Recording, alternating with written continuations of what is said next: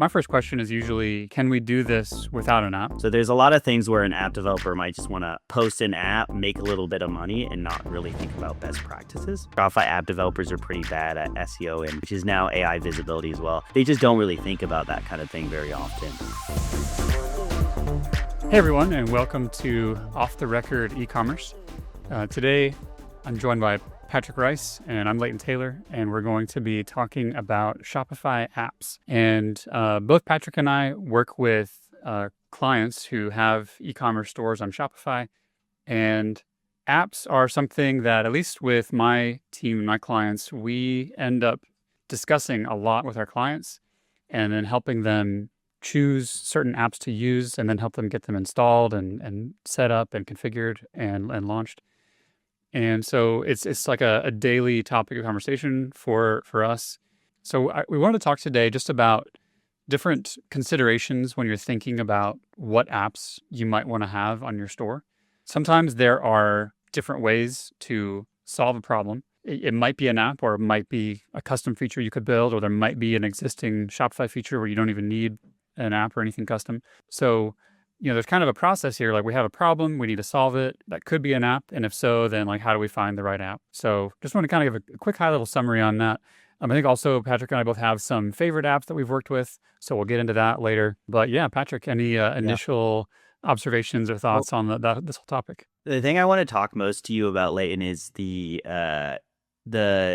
app versus custom development question, because this comes up to us a lot. And I think it's a really good question. Like, when do you want to use an app? When do you want to do custom development? And what are the pros and cons to that? Because I think there are quite a few to be aware of if you haven't played around in there. And if you have done some of this stuff, you're probably aware of some of the issues that you can come across with both paths. So I'm super curious about what your thoughts are on that. And then, I mostly want to talk to you about your favorite apps. And then there's a few good ones for SEO and Google Ads that I'll share. But for the most part, a lot of the stuff we do is more so on the custom side. So I'm very curious on how you, and you've worked with us as well with a lot of the type of SEO implementations we're doing. So there's a few really great SEO apps that pretty much everyone should have. We'll be sharing that. But other than that, I'm an open book. So I want to hear what you're doing and how we can hopefully help our clients with their stores. Yeah, definitely. And like you said, there are trade-offs with using an app versus using a custom developed solution as part of your theme, or as even a custom app that that you could have a developer build. So we'll get into some of those trade-offs, pros and cons. But I also want to kind of lay the groundwork by talking about the different categories of app that there are. And some of them are basically just essential. You have to have them.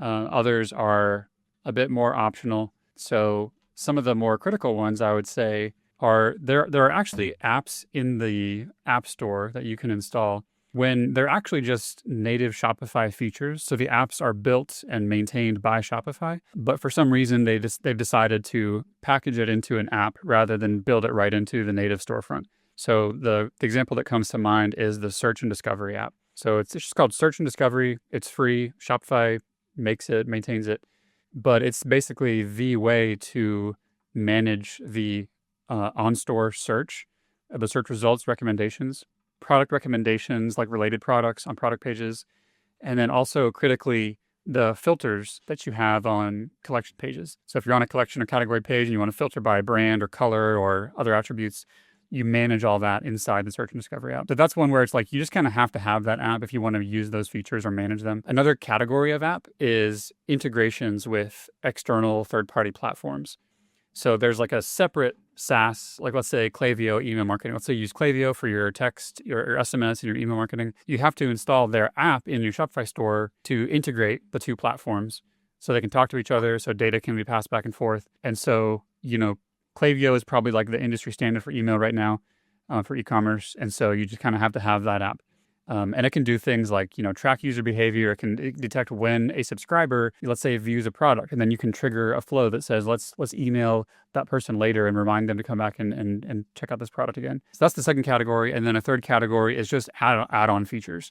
So let's say there's some feature you want to add to your store, and you could maybe custom build it, or the app just kind of lets you plug it in on day one and get it up and running very quickly and add features.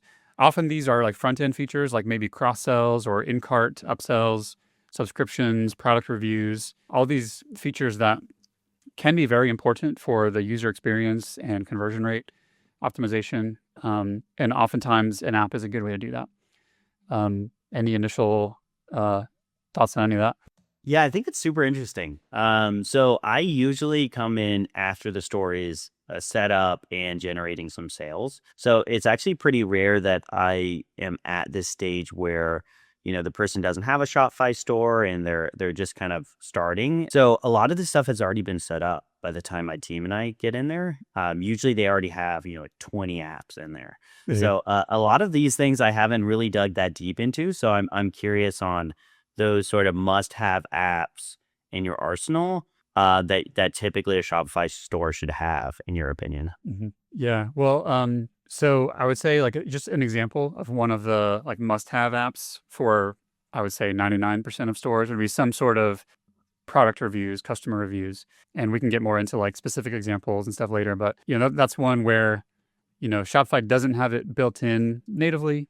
But it is a pretty critical piece of functionality for almost every e-commerce store. So that's one where you probably want to have that installed, from day one as soon as your store goes live. Definitely. And I have seen people do that a little bit wrong in that not every Shopify app that's a review app has native integration with Google Merchant Center.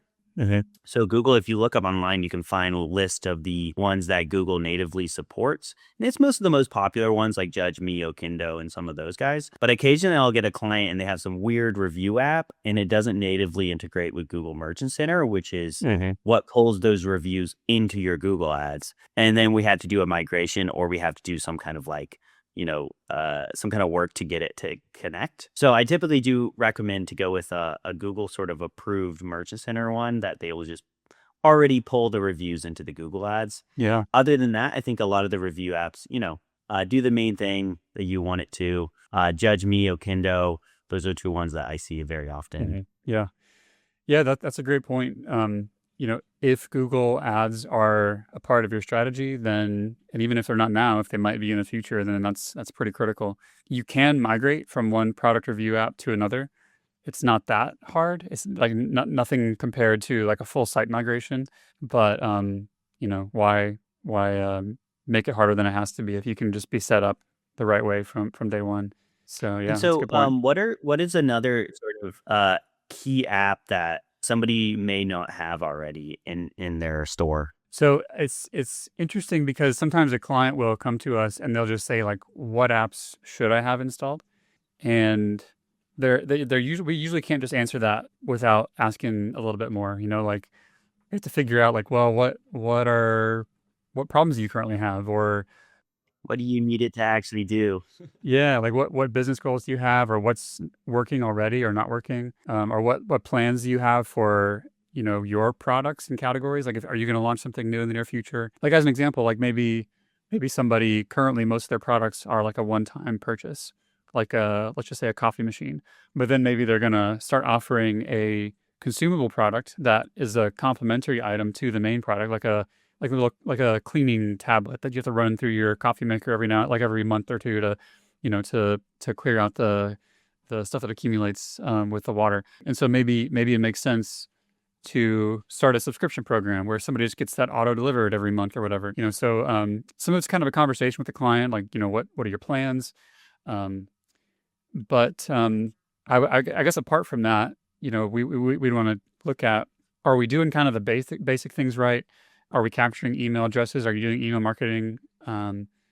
Are you trying to increase your average order value in some way with some sort of cross-sell functionality, which might already be built into your theme? You might not need an app for that, but often an app can help.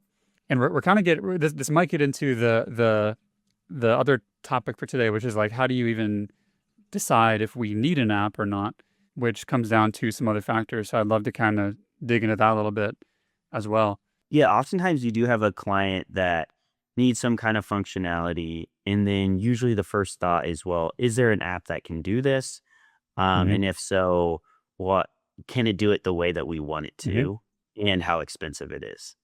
Yep. So those are usually sort of the considerations, because the pros of an app is obviously that it's quick, and there's a couple other ones you might not expect, because going into custom development can cause some problems. But of course, the big con is that you're paying a monthly fee, and some of these apps are like $30 a month. And if you're planning on having it for 3, 4, or 5 years, like that Mhm. definitely adds up. And then also, they don't always, you usually are sacrificing some kind of features or something that you want to do, especially if it's something a little bit more Mhm. advanced. So I'm curious on how you think about that when you get a problem. How do you go about that process of, do we want to use an app, or do we want to custom develop it? Yeah. And what are like questions, and how do you determine which way is right? What are the pros and cons? Yeah, yeah, definitely. So when a client asks about a certain feature that they want to add to their store or problem they're trying to solve, my first question is usually, can we do this without an app? Because that's usually preferred if possible. Because, like you said, the more apps you install, the higher your monthly costs are going to be. But also, it's going to bloat your site. You start loading in all these extra scripts and resources from an app. And like you said, you are somewhat limited to the functionality that the app provides. If you want to change something, you can't do that on your own. The app developer has to do that for you. So those are the main downsides, I guess, of an app, are the ongoing cost, the limited, flexibility if you need to change something, and then the impact on your site performance. The pros for an app, the reasons you might choose to use an app is, like, one is maybe there's just no other way to do it. Maybe there's no way to build a good, product review system into your theme, because there has to be some sort of database of reviews and automated functionality of collecting reviews and managing them. So oftentimes you just can't do that with a theme alone. So some sort of app is required. Another pro or reason to go the app route would be just the speed of launch. Like, if you can usually find an app and install it and have a feature up and running in, you know, a day or less, often maybe as little as like 20 minutes. You just install it, you configure it, boom, it's live, and that feature is now on your site. As opposed to working with a developer to have this big custom thing built out that might take weeks or longer to build and launch. So if you need to go to market with this new feature like today, then an app can get you there. And sometimes you might choose to use an app as like a temporary solution. So maybe you know you need this feature, so you add it today to get you through for the next month or two while you build the custom version on the back end, and then launch that and get rid of the app later. So that's another approach. Another potential vote in favor of using an app is that oftentimes, like, I mentioned before, the limited functionality or customizability. The flip side is oftentimes they do have a lot of custom features or customizability that lets you tweak the settings and easily manage it moving forward, in a way that if it was a custom feature, you're kind of locked into the way it was built on day one. And so if you wanted to add a new feature or change something down the road, it might be harder to do than if it was an app. Mm-hmm. And then finally, like, an app has a much lower upfront cost. So if you just want to test a feature, let's say, like maybe you want to test like some, I don't know, some comparison table on a product page to compare that product to other products. You can do that with a theme customization, or you could do it with an app, but you might just want to whip it up real quick in an app and test it for a few weeks or months and see, like, are users using this? Is it helping conversions? And then if it is, then maybe you build a custom feature and get rid of the app. So it's like a quick testing Yeah. feature, and also like low upfront costs. Yeah, and that's a good point, because for small changes, there's a lot of times where there might be an app that's like $5 a month, and it's also like a 1-hour development task. Mhm. So those things are really important to notice, because I think costs actually can be higher on the custom development time sometimes, depending on what the app actually does. Is it? So like, if it's a very small feature and you're buying an app for it, then like that's going to cost way more than a developer spending an hour or two like developing it. So like a Yeah. comparison table or anything like pretty small. And then there might be some cases where an app is actually going to be the cheaper route, because it's a big development project. And I don't know if that's always true, but it's something that I've seen before. Like maybe it's like a kind of advanced gallery section where you have a bunch of images and it's all this sort of stuff, where like hand programming it would be quite a big project when you can spend like $10 a month. And, you know, if you're looking at like a 5-year timeline, it might be, equivalent in price. But, and if you're looking at a 10-year timeline, probably custom development is almost always cheaper. But then there are a little bit of headaches sometimes with custom development in terms of like maintaining as your Shopify theme updates and some of that stuff I've seen, where a Shopify app may be updated by the developer over time. That customer development might also need to jump in and help out when updating a theme and that kind of thing. So I think for the most part, I do love custom development. And honestly, a lot of the features that I want can't really be done with apps. And a lot of the things that I want for SEO, Shopify app developers are pretty bad at SEO, and which is now AI visibility as well. They just don't really think about that kind of thing very often. So there's so many apps that are just same with kind of speed. They usually don't consider speed. They may not even consider security. So there's a lot of things where an app developer might just want to post an app, make a little bit of money, and not really think about best practices. So there's a lot of kind of considerations there, but where do you see on the custom development side, like, could you go a little bit more into how you deal with theme updates and with like the maintenance as you continue on? Yeah.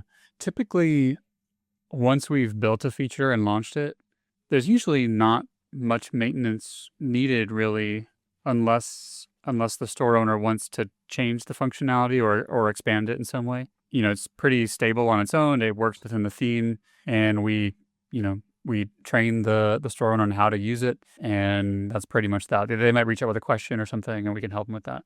The exception to that is what you mentioned, theme updates. So if you ever want to update the theme on your store to a newer version of the same theme or a different theme, then that custom feature that was built for your old theme is going to have to be migrated over and probably adapted in some way to fit into the new theme. That's usually not something you can really just automatically do. The easiest version of that is when you're just updating to a newer version of the same theme. And if it hasn't been too long since the previous version that you're on has published. So if the version of the theme you're on is like, less than a year old, and you're just updating to the latest version, there's a good chance that code can almost be just dropped in very easily, and maybe even by the automatic theme updater app without really having to do much of anything. That's the best case scenario though.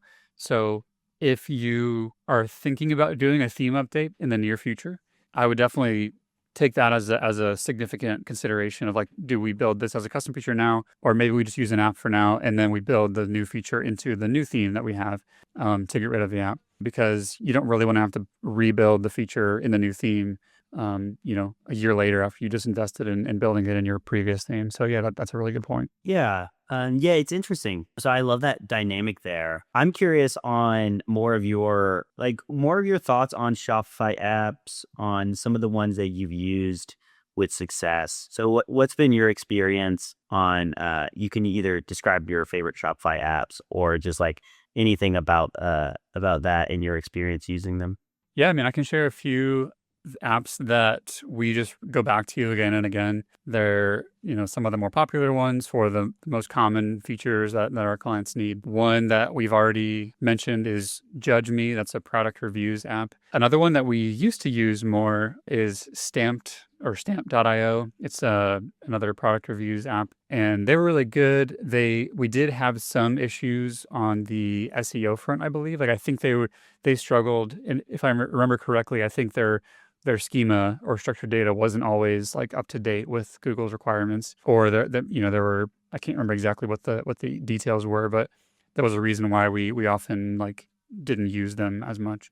And also they were just more expensive. Like Judge Me is like, there's a free plan, and then for the premium features it's like $15 a month. So it's one of the less expensive apps for what you're getting as that kind of critical functionality. Yeah. And there are a ton of review apps now, but I think Judge Me is probably the one that I see the most often these days. I think you mentioned Okendo. Is that one that you've seen a lot? That's just one I've seen a couple clients have, and they seem to like it. But Judge Me is the most popular that I see. Okay. Another common feature that a lot of store owners use is, like I mentioned before, is some kind of subscription feature, or where a customer can sign up to, when they purchase, for it not to be just a one-time purchase, but to have the same order shipped every month or every 2 months or whatever time period. And for a long time, for many years, Recharge was like the clear winner in that category. Bold had a subscriptions app that was always a little bit clunky in my opinion, and I haven't seen many people use that in a long time. And now there's quite a few other apps in the subscription space, and some really good ones. One that I've heard a lot of good things about recently, but I haven't personally used, is Atomic, spelled, I think it's AWTOMIC. But yeah, there's some really, really good options now. And that's the subscription app is one where they're generally not cheap. You're going to be spending, oftentimes at a bare minimum, $200 or $300 or $400 a month for the app, and that grows over time, like with your subscription program. So they kind of scale up based on the volume that you're doing. But because it's so closely tied to recurring revenue, which is like the lifeblood of an e-commerce business, they can charge that because it's the value that they're providing there. Yeah. And how would you think in that scenario, like, would it ever be worth it to try to develop your own subscription sort of code base to reduce if you're spending $500 per month on the app? Or would that just be too much of a headache and it's like better to leave it to the app? That's one where I would never recommend building your own. I think a lot of this equation of like, should we build it ourselves or not, is probably shifting now with AI, because it's becoming so much easier to just vibe code your own stuff. So that might change, but a subscription app is extremely complex, and there are so many use cases, edge cases. You want a customer to be able to manage their subscription, to pause it or skip an interval, or maybe they want to add an item to their next shipment as a one-time thing, or they want to give a subscription as a gift, or if somebody's card fails, then you need to be able to like intelligently follow up with them with automatic emails, like asking them to update their card, and like, when do we ask them? And there's just so many moving parts that are like critical that it wouldn't be worth it to build your own, in my opinion, unless you're just planning to build one as a competitor to these other apps out there that you're going to make money off of, because otherwise it's going to be too expensive and probably not as good as the other solutions out there. Yeah. Yeah, that's exactly what I was kind of curious about. So that's awesome. And so, if you don't mind, if you have so many other recommendations on Shopify apps, let me know. Otherwise, I can share some of the ones that I've used throughout my career. Yeah, well, maybe we can go back and forth and share a few more. What's one that you've used a lot? Yeah, so I would say the first one that I have liked that was kind of surprising is the Microsoft Clarity app. Oh yeah. So Microsoft Clarity, we've always used just like the normal clarity.microsoft.com kind of thing. But the Shopify app allows you to go into the checkout and record users on the checkout. So it's a little bit better than the normal Clarity. So I forget who told me that, but somebody shared that with me. And so we've been installing it as an app, which is quite nice. So we haven't had any issues with it personally. I don't know if it's a perfect app, but I like that it allows you to go all the way to the checkout. So Clarity is just a way to see user experience on the site, record users, see what they're doing. And this way you can actually follow them all the way to the checkout. If there's any issues on checkout, you can know it. And so really enjoyed that app. And then after that, there's a lot of other ones. Like the second favorite is probably just Matrixify, which most Shopify store owners probably know. Lots of competitors now too. So like All-Star, I think it's called, or something along those lines. But pretty much is a tool that can bulk edit product catalog data, which can be very useful for SEO, just making sure that your product catalog has, good image alt text, good titles, good product names, all of that, considering some keywords in there as well. Yeah. Going back to Clarity for a second, that's definitely one that we recommend and use a lot as well. And like you said, it collects user data on like how people are using the site and helping you identify like user experience issues.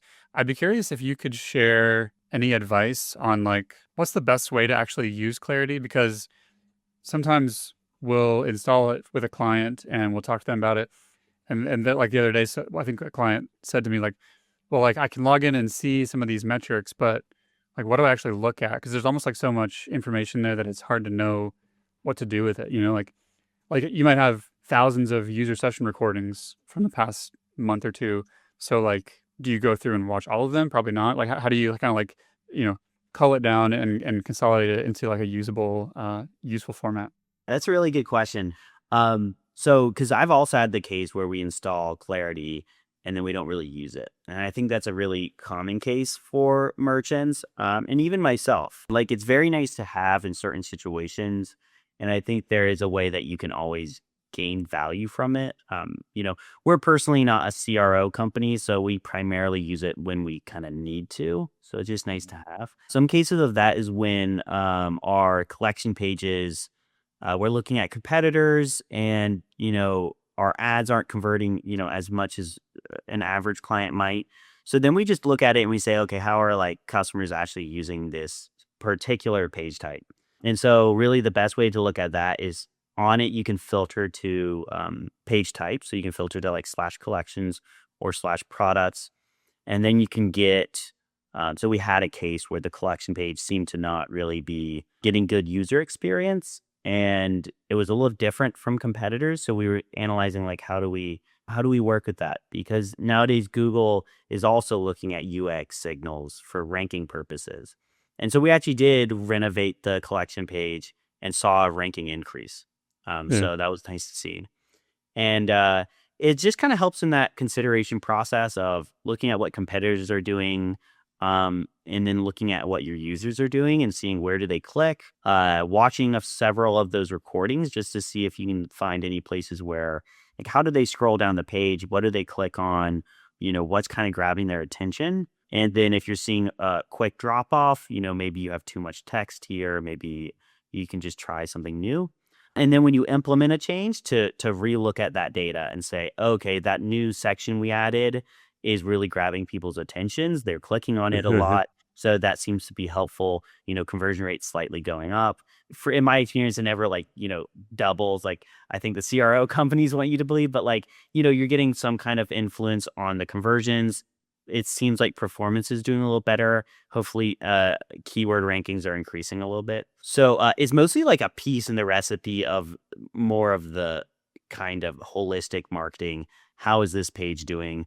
You can also use it on the homepage. So we've had a couple cases where, we noticed, especially on like the heat map, we noticed that like on the navigation, the biggest things people were clicking were actually like categories at like the top level.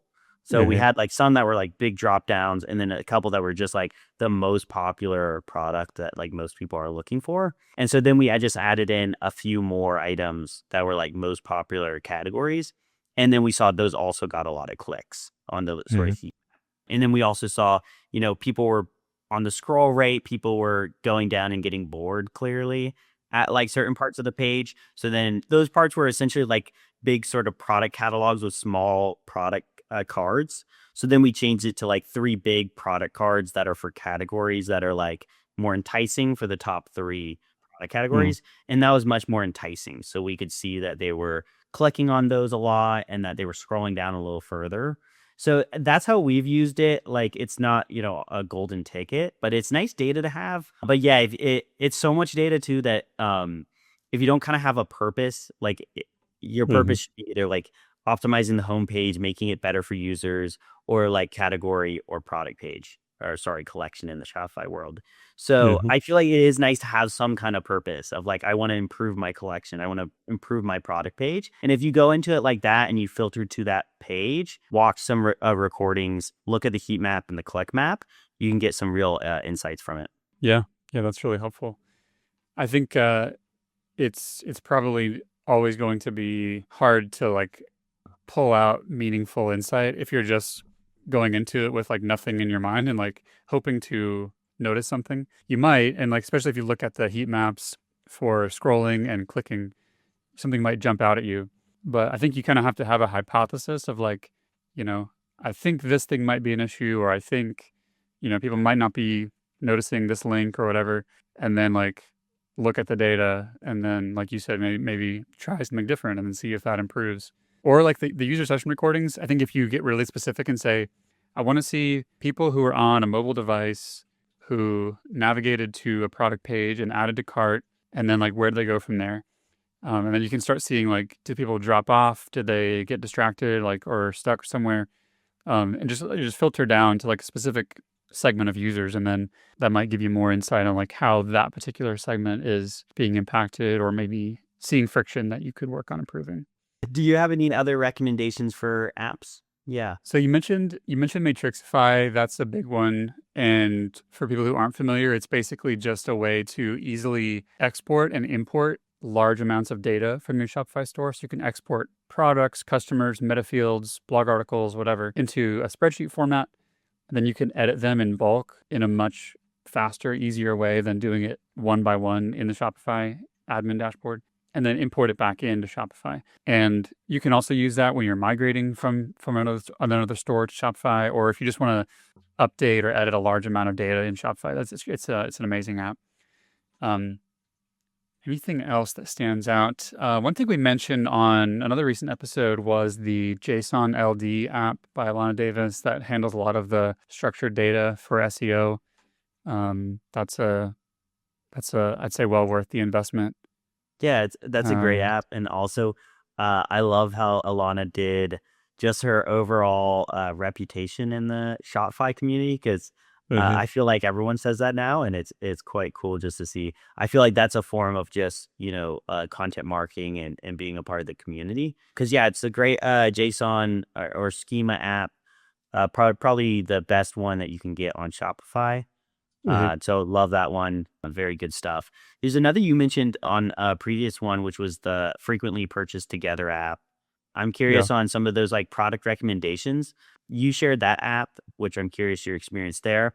And then I know some people use like, Rebuy engine and a couple of these like big sort of app things. So I'm curious if you've ever worked with any of those. Yeah.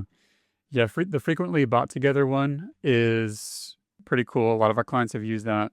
And you can either hand pick products that you want it to recommend together. That these 3 items are often purchased together, and then it gives customers the ability to, with one click, add all 3 items to their cart and possibly get a discount if they get all 3 or 2, or however you set it up. So that's a really nice one for cross sells and increasing your AOV. I'm glad you mentioned Rebuy. Like that is one that we use a lot. It can be expensive depending on your volume. Like we're talking with a client right now who's using it, and I think it's costing her something like $500 a month, but it really depends on how much revenue you're doing, and then on the results that, the return on investment you're getting from that.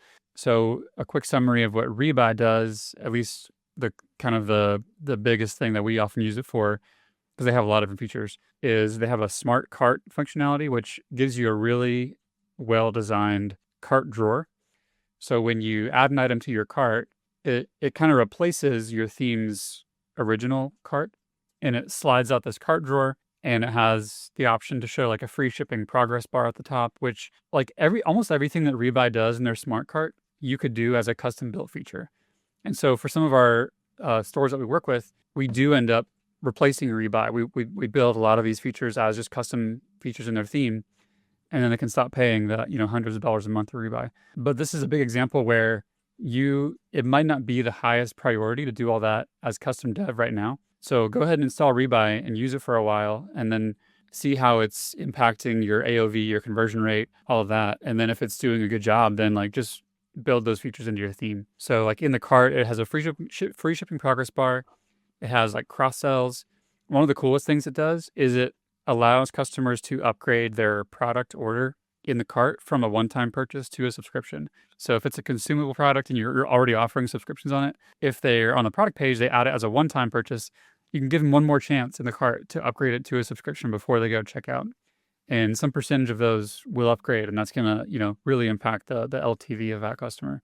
So, also like little trust icons and badges, and I think gift options, it's just a really, really nice cart. But again, that's one where for a lot of it, you probably don't need the app in the long run. But it's kind of a question of like, how do we prioritize? Can we use in the short term to quickly get something up and running, and then like test it out. And with Rebuy, do you normally see that you said the cart, which I think I've seen that cart before, which is very pretty. It's like, adds that, get one more for free shipping, or adding in kind of upsells within the cart, which look really nice. So would you say that's like the key feature? Because I know they, like a lot of companies are trying to do kind of like everything to some degree. They're trying to do like search and like recommendations and stuff like that. Would you typically like kind of get it for that primary feature and then use the search and discovery like traditionally from Shopify and some of those things? Have you worked with it? Because yeah, I've always been quite curious about Rebuy because I hear so much about it. Only have a few clients that have it. Haven't really dug into it too much because we're more on the traffic and revenue generation kind of side. Yeah. So we have mostly used it for that cart functionality. I am actually not sure off the top of my head what all the other functionality is that they have. You mentioned search. Yeah, I'm honestly not super familiar with everything else that they can do.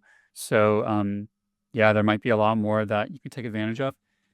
I guess one caution I have, and this kind of gets into a category, like another topic of like when should we avoid using apps for sure, or not for sure, but like I tend to be very careful about using an app that takes over, like hijacks the collection page. And some apps that have like really fancy filtering or collection page layouts, they hijack your theme's collection template and entirely replace the contents of it with their own version of that content. And that does give you more powerful functionality, but oftentimes that makes it much harder to work with the theme to make other customizations. And there may, I'm not sure about this, there may also be an SEO implication if it's like injecting that content like as the page loads rather than it being like in the DOM originally. Yeah, we've had an issue with this as well. So somebody had a collection app for, their filters and stuff like that.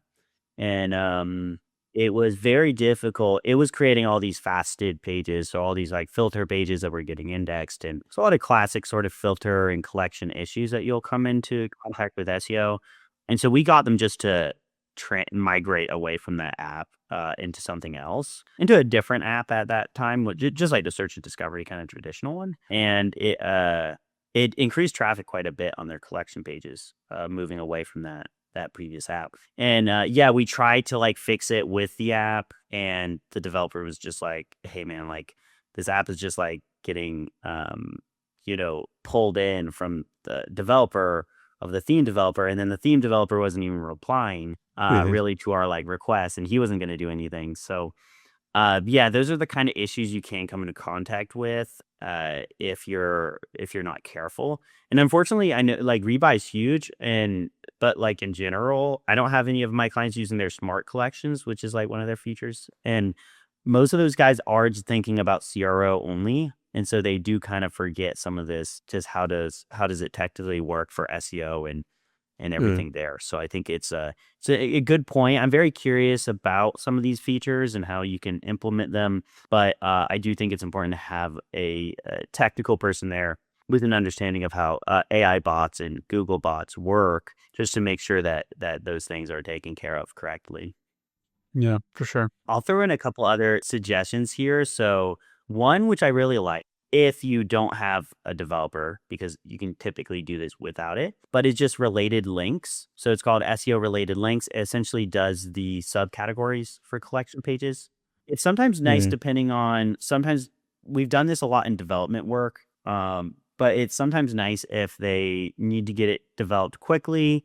It's pretty affordable, and it can do a couple things with just internal linking between and two category pages. I don't know if you've ever used a tool like this that would create the subcategories and some of the like related links at the bottom underneath your collections. Those are kind of nice. Some of the apps will allow you to where it's like if a collection like loses all their products out of that collection, like it will unlink it and couple of those things. But I know that's also something that like long term would be more affordable with a custom dev project, I would imagine. So we've done it both ways, kind of depending on. We just recently used it because a client like didn't have a dev team, and they were like deciding for a while, so we couldn't really like get anything on the live site, so we were like just throw apps on there. Mhm. But yeah, have you used anything like that in terms of like No, subcategories, links? not really. We have built sections like that into a theme as just custom development, and then the client would have to manage it somehow with potentially with meta fields. Hmm. And I'm curious with the apps that you've used for that, if they're storing that in meta fields, and how is it getting displayed on the page? Like, is it injecting it as the page loads with JavaScript, or is it like, loaded in some other way? Yeah, so that's a great question. On how it's actually implemented, my team did that, so I would have to see on whether it's using a meta field or not. And Mhm. so I actually can't give you the exact answer there. But it is a good question. I'm not sure if it's still using a meta field. I think what it's doing is like it's creating like uh, a hierarchy kind of thing, where they use like a separate almost like navigation menu where you can like create the sort of Right. the structure there, something like Yeah. that. Yeah. Okay. Hmm. Yeah, I think we've now that you mentioned that, I think we've used navigation menus to handle some of that as well. Because you can have like a branching tree with like the child collections, and then you can like detect that and embed it in the correct collection based on that nav menu. So Yeah, yeah. So I very think cool. that's how they're doing it with that app. And then there's one I want to get a feedback on as well. So IndexNow, have you heard of that from Bing? No. Okay, so IndexNow is interesting. It's a API sort of thing from Bing, which Bing, unlike Google, if you just you can just tell them to index anything. They have their own API directly to the Bing search engine. And now, why would you want to do this? Is primarily because of two reasons. Now, Bing is becoming more popular. We're seeing it come up more and more in our attribution. But Bing also is associated to DuckDuckGo, Yahoo, and most of the other like smaller search engines. So Hmm. most of them end up using, I think, even like Ecosia. Like most of the smaller engines essentially use Bing's index. And so they're all watching Bing and they're just kind of like pulling because Bing is very like easy to work with because they're not like Google, they're not big. So Yeah. Bing's just been trying to help everyone. So Bing's index is like used by all the smaller engines. And a lot of our clients, especially ones in more, I would say affluent niches, you'll see DuckDuckGo in their attribution a lot. You'll see like Brave. You'll see some of these interesting search engines pop up. And Index Now is like one of the best ways you can improve your traffic on all of those. It'll just force Bing to look at your site. Now, we also have seen that Google is even looking at Bing. And so when you index something with Index Now on Bing, Google will oftentimes look at it. So they're like, Huh. there's some kind of cahoots there Yeah. where Bing and Google are also somewhat related. I think it's just that Google is keeping watch on Bing's index, checking and something along those lines. But we've seen some Nice. correlation there. That's a little bit speculative. But index now is quite nice, but the implementation on Shopify is a little bit annoying. You either have to do custom development where you kind of go in there and add in the API calls, or you use this app called Index Now for Bing. This is approved by Bing. So if you go to like the Bing's guide, they recommend it. But it also like seems to sometimes not work and you don't really have like full control over a lot of things. Um, I would still recommend it though as like a quick sort of SEO boost if you want. But it's a little expensive. It's like $14 a month for most sites.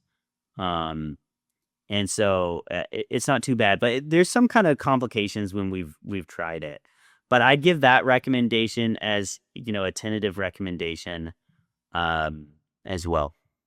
Cool. And then one last one I'll throw in there, and I actually don't recall the exact name. There are a few apps out there that do this though. So recently we had a client where we were helping them with some aspects of their on-site SEO, and they have thousands of products, and many of them were missing the alt text in their images for the product images. And it would take a long time to go through and add the alt text manually. And so now there are these AI powered apps that will go through the store and look at each image and figure out what it is, and then come up with alt text for it. And I believe the one that we're using, it there's like a review step where it'll suggest the alt text and then give it to you in like a table format, and you can go through and you can edit or approve it.